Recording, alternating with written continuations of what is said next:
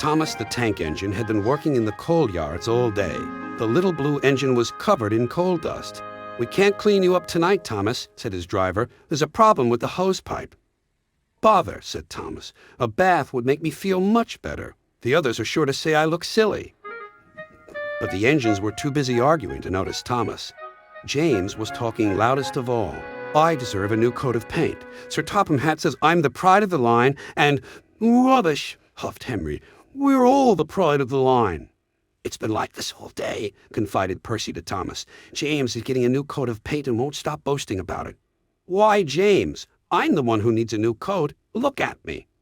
"I'd rather not," retorted James. "You're not a pleasant sight, and wouldn't understand the needs of a really important engine." Thomas was fuming. Next morning, as James was being repainted, Henry had an accident.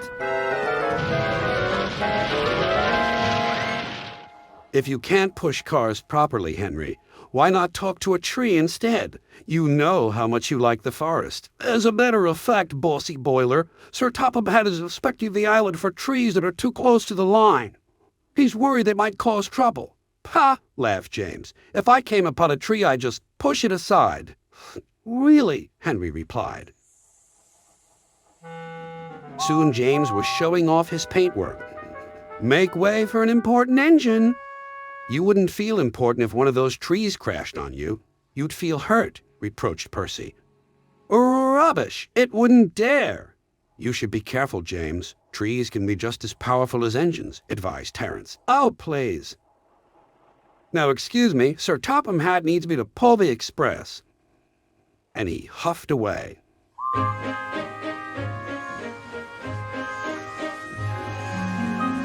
But James was wrong. "You must go to the yards and collect an important goods train, James." "It's heavy, so be careful," said Sir Topham Hat. "But, sir, I've just been repainted. Can't Thomas or Percy do it? They're dirty and like working with freight cars." "Really useful engines don't argue." So James didn't.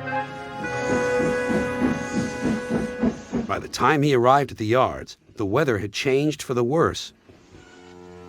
"Your color's nice, James. Pity about your face, though," said a freight car.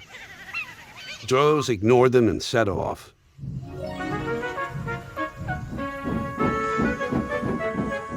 Soon they came to a hill, and his driver knew they were in for a difficult time. An old tree close to the track was being blown by the strong winds, and the rain had weakened the slope. All of a sudden, the tree moved.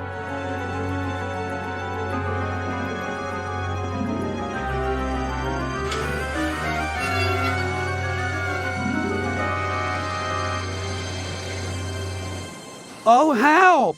cried James. "Go away!" But of course, the tree couldn't. James tried to reverse away from the tree, but his train was too heavy. Then he heard a whistle. "It's Thomas," called his driver. James felt embarrassed and worried that Thomas would laugh at him, but Thomas didn't. He knew this was no time for teasing. "Beep, beep." "I'm ready," whistled Thomas. "So am I," replied James. "As ready as I'll ever be." They were just in time.